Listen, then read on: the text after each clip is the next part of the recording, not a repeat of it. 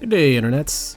Through my many interactions with leftist political influencers, sometimes called Breadtube, I've confirmed the existence of a very bizarre phenomenon that myself and probably many others have suspected for many years now. You see, leftists are constantly harping on about racism this, racism that, and therefore this and that are bad. Milk is racist, the sky is racist, trees are racist, space travel is racist, math is racist. You get the idea. The left has this almost pathological obsession where they talk about what they consider racist so much that if you think about it, you can practically simulate their content by choosing a random political subject and blindly accusing everything and everyone you don't like about it as being racist. Almost as if the goal of most of their discourse with anyone to the right of them is to not disprove their points or address their ideology with any level of good faith, but to simply paint their opposition as racist and evil and call it a win.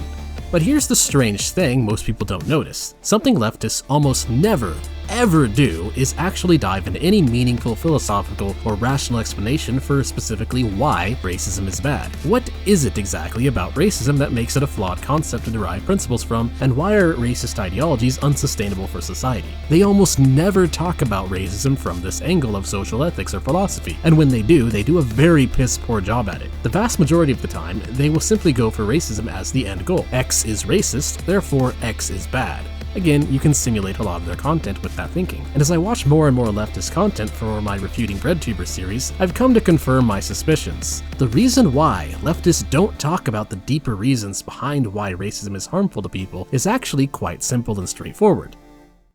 They can't. No, really, leftist cultural influencers can't honestly discuss the reasons behind why racism is wrong, or at least they can't go into any deeper meaning without severely contradicting themselves, and that is why the topic of this video shall be focused on that very thing, diving into the reasons for why racism isn't actually a very good idea, and showing how the cult of woke has utterly failed to maintain any sort of consistency in regards to their understanding of discrimination and racial bias, and how their exercise in this extreme intellectual dishonesty has created one of the greatest cultural problems in modern history. Because of how important this subject is, this episode of Refuting Breadtubers is going to be slightly different in that it's something that multiple online leftists are guilty of, some to greater extents than others, and thus I will be including examples from many of them rather than focusing on just one. And for the sake of argument, I'll be using the online Oxford Learner's Dictionary definition of racism, which defines it as the unfair treatment of people who belong to a different race, violent behavior towards them, and the belief that some races of people are better than others, or a general belief about a whole group of people based only on their race. I am obviously aware that there are severe disagreements with the definition of racism on that. Don't worry, I'll get into that later. I'll first start off with a simple logic-based reason: compositional and ecological fallacies. A compositional fallacy is when you take an individual component of a group or object and assume that the entire group must be made up of the same as that part. For instance, claiming that because you see a brick in a house that everything in that house must be made up of bricks, which of course is nonsense because homes can be made up of multiple components other than just bricks. In other words, what is true for one is not always true of the whole. And the ecological fallacy is a statistical error that essentially is the opposite of a compositional fallacy. This is when assumptions about an individual are made based on aggregate data of the group. It's not hard to see the obvious problem here. If you try to use racist ideas in order to justify judging an individual, or any level of racial collectivism is inferred from an individual, you are probably committing one of these reasoning errors. For instance, let's say you had a shitty roommate in college and you assume that everyone of the same race as that roommate must also be a shitty person. Before even getting into the ethics of this kind of assumption, it already doesn't make sense on a logical level to judge millions of people just because of the poor behavior of one dingus. That would be a fallacy of composition. And on this point, most leftists would probably agree with me, until of course we move on. Let's just look at this argument on affirmative action, for example. It's sometimes known as positive discrimination, and the point is to give underrepresented groups or people that have faced historical disadvantages a leg up, to level the playing field, so to speak. But to some, like Barbara Gruder, this can feel unfair. Why should something so out of your control, like your race, influence your chances of getting into your dream school or getting a job? But proponents of affirmative action argue that lots of things out of our control, especially race, influence our chances in life. Things like what neighborhood you're born in or what schools you go to can affect your whole future. And people of color, they disproportionately live in poorer neighborhoods with underfunded, lower quality schools. Even the most capable students may not have the resources needed to succeed. Do you notice the problem here? That was an ecological fallacy, a very blatant one. When you're talking about college admissions, you are almost always looking at an individual to decide if they're a good fit for the university or other academic institution they are applying for. So it makes no sense to assert that an individual comes from a disadvantaged background, like a poor school or poor neighborhood or whatever, based on aggregate data of their race. When if you wanted to take those factors into account, you could just ask individuals about their background and account for those factors for them as an individual, or look at their qualifications as an individual. So the argument for using so-called positive racial discrimination here makes absolutely no sense. And if you look at data from college admissions, such as a study from the book No Longer Separate, Not Yet Equal by Radford and Espenshade, shows this problem in detail. People deemed as so-called disadvantaged due to their race can get in even with significantly lower SAT scores. But this research also shows the rate of admissions by socioeconomic status. If you look at it by socioeconomic status, people from the middle class actually have a lower chance of being accepted with high SAT scores than people from high socioeconomic status. There is also a much lower variance in the socioeconomic status overall in this. This seems to suggest that middle-class Asians and white kids are being discriminated against in a manner that is completely unnecessary. If they truly wanted more diversity and wanted to discriminate in order to get it, it would actually make a lot more sense to go by SES. The same problem shows up with things like white privilege. Let's take a look at another common reasoning mistake leftists commit when talking about this concept. What is white privilege anyway? Because you're born with white skin? You have all these advantages that I don't have? Yes. That is how it works. Yes. Yeah. Doesn't mean all white people are better off than all non-white people. Just means that, generally speaking, on average, being white is more advantageous than being black in a wide variety of situations. Like what? Sure, I would be happy to answer that question. So, disproportionate sentencing, disproportionate policing in your communities, broad disavowal, and discrimination faced by like the broader media. Yeah, it's a former cop, so that's what you're going to get here. This guy probably locked away other. So here's the thing about privilege. Nobody actually denies that differences in group averages exist. No one who is being serious about the statistics of race and socioeconomic status tries to make the claim that white people, on average, do not have higher socioeconomic status than black people, on average, and that this higher SES obviously leads to a lot of other advantages on average. That just sort of naturally come with having higher socioeconomic status, like better nutrition, better early childhood education, safer neighborhood, etc., etc. Nobody argues against this. The complete logical screw-up that Vaush is committing here, however, is very simple. Tatum didn't ask the question, how are black people on average disadvantaged in society when compared to whites? Here now, did he? No. Tatum specifically asked about advantages that he doesn't have. And of course, Vaush decided to ignore this and instead answer a question that Tatum didn't actually ask, and in doing so, Vaush completely misses the point.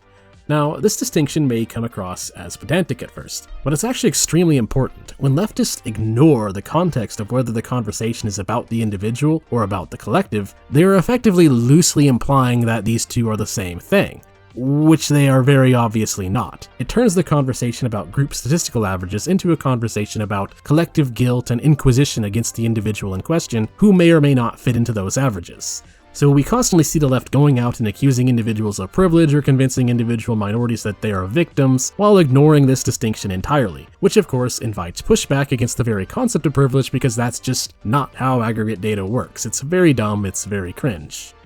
Leftists cannot point to fallacies of composition or ecological fallacies as a reason for why racism is wrong, because if they did, they would be forced to explain why they regularly commit the same reasoning errors when defending affirmative action or talking about racial privilege. Next up is a more philosophical and ethical reason. Hate begets hate. So one pretty well-known concept is that violence against Group A from Group B will often result in violence against Group B from Group A, while also encouraging a greater level of aggressive collectivism in both groups.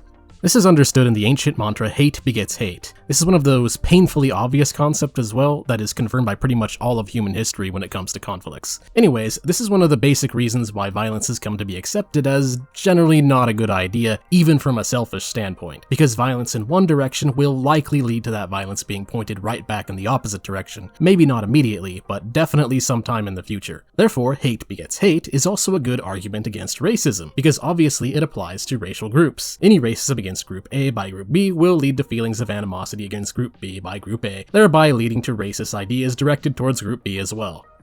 What all this proves to us is you can't actually be racist towards just one group if we are talking about it in the long term. Any prejudice towards one group will inevitably lead to a backlash. So racism against one group can thus be seen as racism against all groups, as racism towards one race will inevitably lead towards distrust and feelings of prejudice reflected right back at the source of that racism. This is honestly a pretty straightforward reason why you probably shouldn't engage in such prejudice. It will inevitably become prejudice directed at yourself. Most sane people can probably understand this reasoning. So why is it then that modern leftists rarely point out such an obvious link in cause and effect? Well, let's look at a take by brilliant top-mind socialist streamer Hasanabi.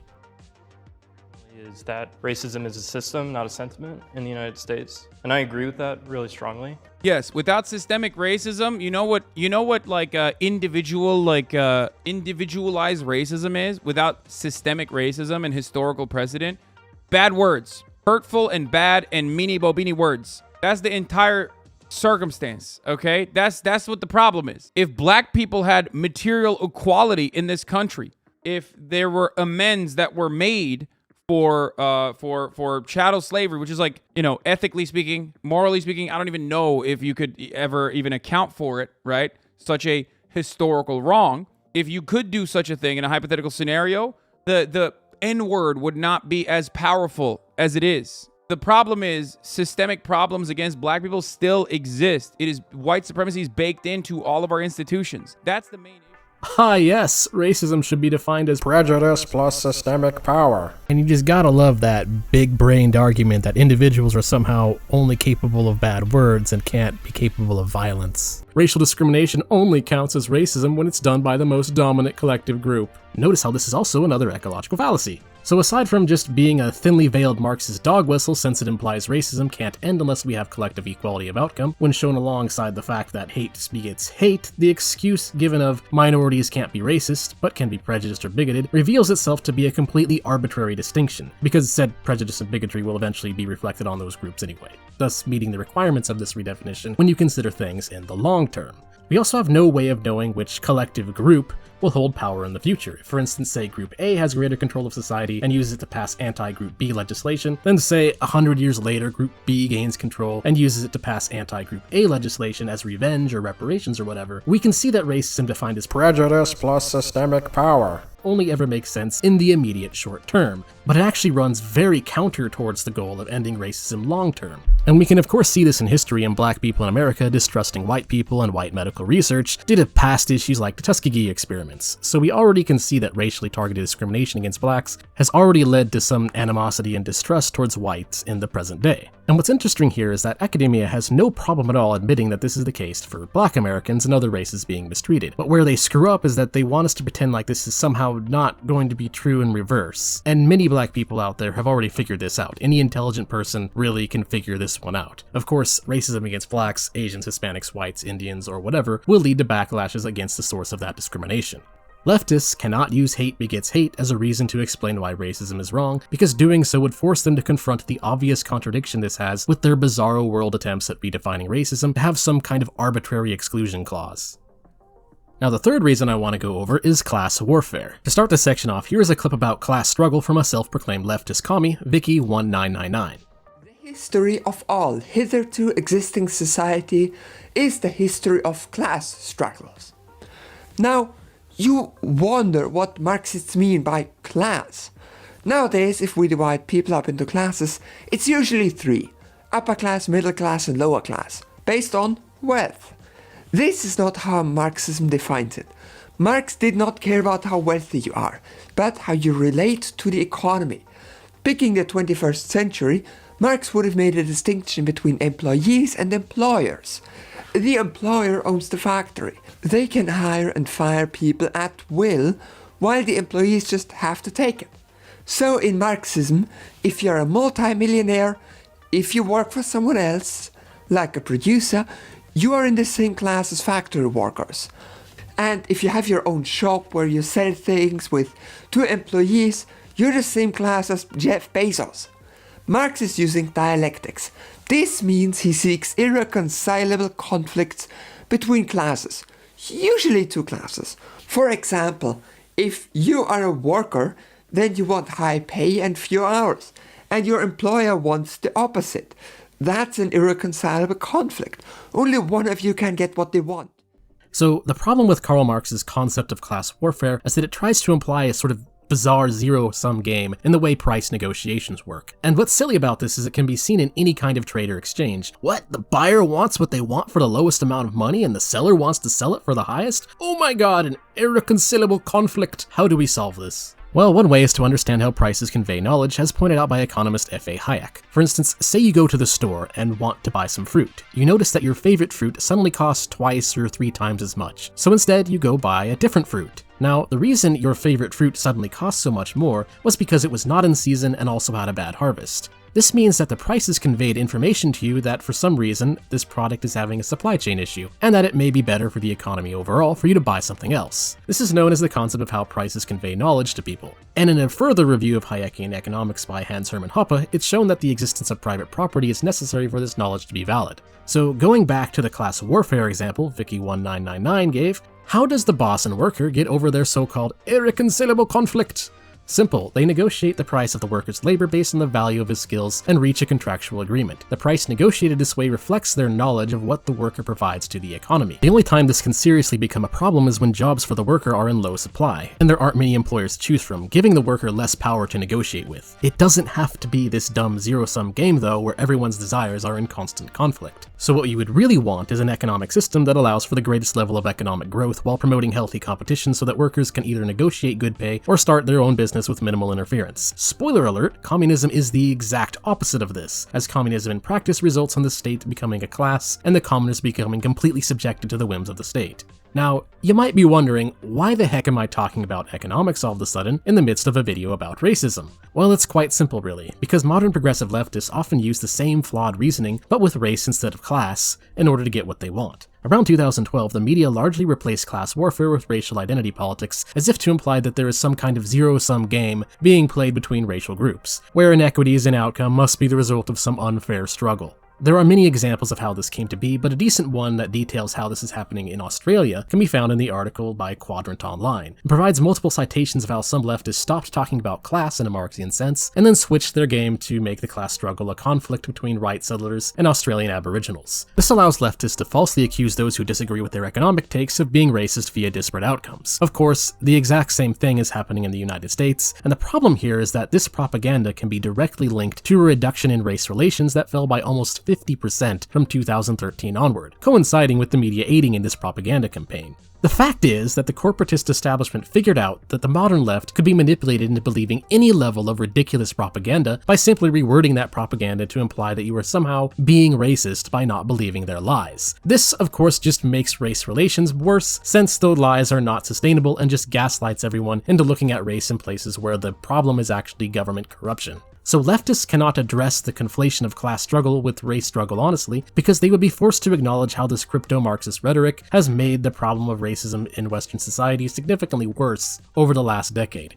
It would also force them to acknowledge how they have been completely gaslit into going from a political faction that points out corruption in our institutions into one that constantly virtue signals about their allegiance to those very same corrupt institutions. And on that note, we organically arrive at reason number 4, IdPol hypocrisy. Identity politics is defined by the Oxford Dictionary as a tendency for people of a particular religion, race, social background, etc. to form exclusive political alliances, moving away from traditional broad-based party politics. This is a very touchy subject. While it's usually healthy for people to have some kind of cultural or social identity, and there is some evidence that homogenous societies do tend to be better off in terms of social trust, a problem arises when people try to use collective identities to push for political power in order to use the state for reasons that benefit their group exclusively. This leads to a very big conflict. Trying to use the state to forcibly procure benefits for your identitarian in-group means that you have to somehow justify yourself while demonizing any conflicting identity politics, resulting in the manifestation of one of the stupidest arguments known to mankind. IdPol for me, but not for thee. This is obviously inconsistent reasoning, but for some odd reason it's extremely pervasive, especially within the woke left. The reasoning they use to deny the identities they dislike is usually through collective guilt and other forms of dishonest mental gymnastics to basically claim that the opposing identity group they don't like either has no right to exist, doesn't exist, is evil for existing, has done bad things, and thus should not be allowed to exist, etc., etc., etc. I shall once again call upon brilliant socialist intellectual top mind Hasanabi to provide us a 200 IQ example. There's no such thing as white people. I'm white. My skin is white. There's the paleness of your skin that makes you white, which is like what we see and what we think of when we think of white people. But the real white people concept is a political one that was deliberately crafted to justify racial subjugation to black people. It started all the way back with the one drop rule in an effort to make sure that there was a differentiating factor between the people that were being subjugated, between the people that were forced into slavery, because if you recognize that the people that you were enslaving were real human beings, then all of a sudden that gets into tricky moral territory for a lot of people who are going to say, that's not a good look, sweaty. You're kind of enslaving human beings. That's where whiteness comes from. And I'm not talking about whiteness like I'm white, you know, my pale skin. I'm talking about whiteness as a dominant political faction. When people talk about white, there's two different kinds of white. What I'm specifically talking about is whiteness as a political tool, as a political concept. It is one way to conceptualize power. And that's precisely why that in-group, because whiteness is only defined by what it's not. Whiteness is only defined by its proximity to blackness. Whiteness is only defined by capturing power and being the dominant in-group in this circumstance. When people say white culture, that's precisely what they're talking about. That's why there is nothing really identifiable about white culture in particular, other than like memes like lol, eating mayo, putting raisins in potato salad, that sort of shit, not being able to dance. Now, recall what Hasanabi said earlier in some of his videos, and let's just mash his two main implications together. White people no existy. Also, white people bad. Oh boy. Slavery, exclusionary behavior, systemic control of society, all done by an identity group that doesn't actually exist. Except of course when leftoids want to make fun of them or complain about how much of privileged shitlords they are or whine about there not being enough diverse outcomes, then of course white people exist. But they only exist for long enough for leftoids to criticize them. Once that is done with the horrible, evil whites, they will magically go back to no longer existing. Also, white culture sucks. Also, there is no such thing as white culture. Check your white privilege. White people are responsible for bad stuff. You can't disagree with me because white people don't exist. Also, fuck white people. White people can't experience racial discrimination because they don't exist. Also, we should vote for policies to discriminate against whitey for the sake of diversity. This is not an argument. This is mental illness. This is psychosis on an international scale. I don't even really need to provide any empirical evidence for why this kind of thinking is wrong. Simply paraphrasing what they are saying exposes the obvious contradictions to any rational human being. But seriously though, just about everything Hasanabi said can be refuted by the fact that his reasoning can just as easily be applied to Asian Americans or Latin Americans. Latin Americans can come from Guatemala, Mexico, El Salvador, Puerto Rico, etc. And despite these being very different places, they've adopted a sort of shared Latino culture identity, complete with various cultural contributions within the United States. Asians are, of course, from multiple countries in Asia, including China, Korea, Japan, Vietnam, etc. Although Asians are more likely to identify more strongly with the specific country they come from, so there's some disagreement on shared Asian identity, there is still some level of shared culture that they have. So who are white people then? Well, they're basically just Western Europeans. Immigrants to the US from Western Europe have been marrying each other for hundreds of years now, and are rarely just from one European country. So to claim that they have not created any level of shared culture in America just like Latinos have, and that the entire group is just a front for white supremacy somehow, runs counter to any good faith interpretation of modern history. What Hasanabi is basically doing here is trying to push this idea that anyone with Western European heritage that calls themselves white is somehow participating in white supremacy. It's an extremely bad faith argument that tries to paint an entire group comprised of hundreds of millions of people and assert they are all members of the most extreme form of exclusionary identity politics imaginable, while of course advocating for other groups' identity politics with no problem. Because, you know, other identity politics, aside from to the evil privileged whites, couldn't possibly ever do anything wrong, right? I mean, non-white identity politics, when pushed to their conclusions, could never end up mimicking World War II Germany, right? Right? I mean, that could never possibly happen. It's actually even worse because they're actually trying to claim that mixed race relationships will result in black people going extinct. That's actually like what, if you go to the replies to this tweet, that's actually what they're trying to argue. Unironically, the people who agree with this woman in the replies are unironically arguing that black people will go extinct if they don't stop miscegenation. Here is an anti-miscegenation propaganda chart made by the Nazis in Germany. Now, I'm very big on IdPol to a degree. Depends on how it's done. I'm very big on like progressivism, like when it comes to social issues, race, gender, sexuality, etc. And it seems like IdPol is being essentialized by these groups into if you're this race, this gender, this sexuality, etc., and you have an opinion on a topic, that means your opinion is automatically more valid than someone who is not. Uh-oh, that's not good.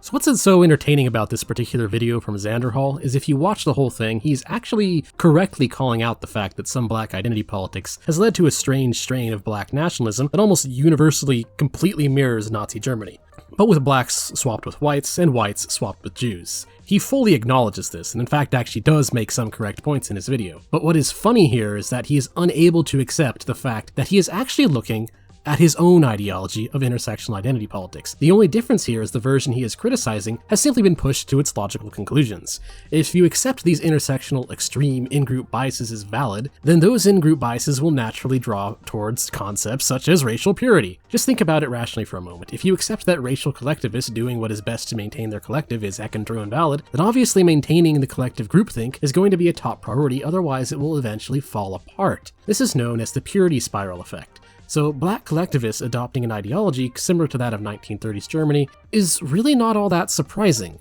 So the fact that leftists are shocked by this happening reveals the critical flaw in their identity politics ideology. They don't actually understand the implications of their own beliefs. So here Xanderhal is, watching his ideology utterly fail in real time, and he is completely incapable of understanding how. Absolute comedy gold. Leftists can't admit that identity politics is a factor in creating racial tensions because they have short-sightedly adopted identity politics and collective racial guilt as a solution, attempting to fix problems caused by authoritarian stances on identity with more authoritarian stances on identity will obviously never work. So it's time to wrap this up in conclusion. One thing you may have noticed while watching this video up to this point is that just about everything I have said in order to criticize the woke left can just as easily be used to criticize white supremacy and white nationalism. For instance, a white supremacist might say, "Oh, I saw an Asian eating some weird bugs, therefore Asians are disgusting," which would be a compositional fallacy on top of the concept of disgusting just being subjective. Or a white supremacist might say, "Blacks have lower IQ on average, so you should never hire a black person," which of course would be an ecological fallacy. There are plenty of blacks who have IQs around 100 or above, plus IQ is more or less a measure of pattern recognition and information comprehension and learning. Very useful skills to have, so I'm not saying IQ is useless here, IQ is definitely valid, but it's not always the skill best suited for the job, and again, many leftists would probably agree with me on these 2 points. So how is it then that I am able to make a video like this that goes over the philosophical concepts and other problems behind racism under the context of shitting on the left? The answer is very simple. Leftist influencers can't honestly go over these concepts because it would force them to confront their own problem of anti-white bias that has poisoned the modern woke left ideology. And don't let any of these people fool you by telling that anti-white bias doesn't exist, or even stupider, let them fool you by trying to tell you that calling it out somehow makes you a white nationalist. The idea that calling out racial bias is somehow a racist dog whistle in itself is such a non sequitur that it's laughable. The truth is that there's overwhelming empirical evidence that proves anti-white bias amongst the left is a very serious problem. I'll just name a few of the most obvious. First off, the white left has a racial bias against whites, according to an ANES pilot survey that is also available on Tablet Mag. It also needs to be pointed out that non-liberal whites have a lower in-group preference than the other racial groups surveyed. But what's really telling about this survey is that the far left actually has a larger bias against white people than the far right has a bias for white people. What does that tell us? And that's more comparable than the same bias that blacks have for each other. Second, in a paper published on the National Bureau of Economic Research, Kuhn-Asaki found that leftists believe hiring discrimination is fair against whites, but unfair against others, despite the fact that the people being discriminated against are all individuals here. Third, in a study published on the American Psychological Association, it is proven that leftist ideas of white privilege reduce people's sympathy for poor, lower-class whites. I guess it's only their fault when it's an identity group the woke scolds don't like? And don't even get me started on mainstream media here. The reality is that even if whites were to magically vanish from existence, other racial groups actually hold far greater negative biases towards each other other than whites, so blaming a single group for these problems is simply flat out wrong and unsustainable. And just for one last example from a Breadtuber on this subject that really shows how insane this gets, let's take a quick look at Adam Something's video about how the reason we all prefer white statues over painted statues is because we have all been brainwashed in some unfalsifiable manner by a culture of white supremacy. The reason why you and I might look at these statues and think they are tacky or tasteless is because we have been culturally conditioned to think that way. In contemporary Western culture, whiteness came to be associated with purity, seriousness, professionalism, cleanliness, and most importantly, order and civilization. You know, it was us, the whites, who built all these nice white buildings and sculpted all these nice white statues. You know, all these extra colors are reserved mostly for these silly brown people who live somewhere down. There's just one problem with your reasoning there, Adam. These statues, even after they are painted, are still white. But beyond that, if you actually have an understanding of sculpting and the arts, Adam's lack of knowledge really shines through here. You see, as you have watched this video, and if you've seen any of my other videos, you may have noticed that I have a lot of 3D animations. These are in fact made by myself. In other words, as leftists would say, I am an expert in this subject. And one thing about 3D art and sculpting is that there exists a concept known as the clay render. This is a special render of a 3D model without any painted texture on it, and with special lighting effects designed to best mimic real life. Why do we make clay renders? Well, because seeing the model purely in its geometric form without being obfuscated by texture allows specific details of the sculpting and modeling process to be more easily seen. So CG artists will often create and show off clay renders for the purpose of critique, since it best shows off how the 3D model was made. Also, why so many people enjoy unpainted statues, the same concept applies. You can see the specific details of how the statue was made more clearly. So for Adam to say that people like this because of some weird mass white supremacist brainwashing is pure Freudian bullshit. The fact that he would make such an ignorant argument does reveal something interesting.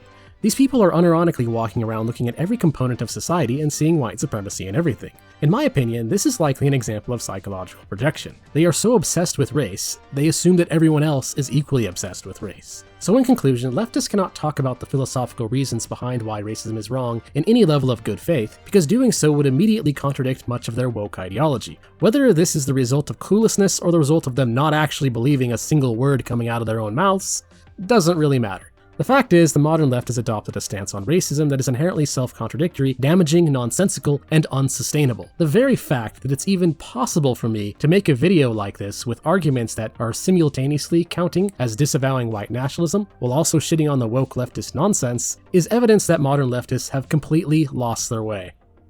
Anyways, thank you for watching. If you enjoyed the video, feel free to like, comment, subscribe, and all that stuff. Till next time.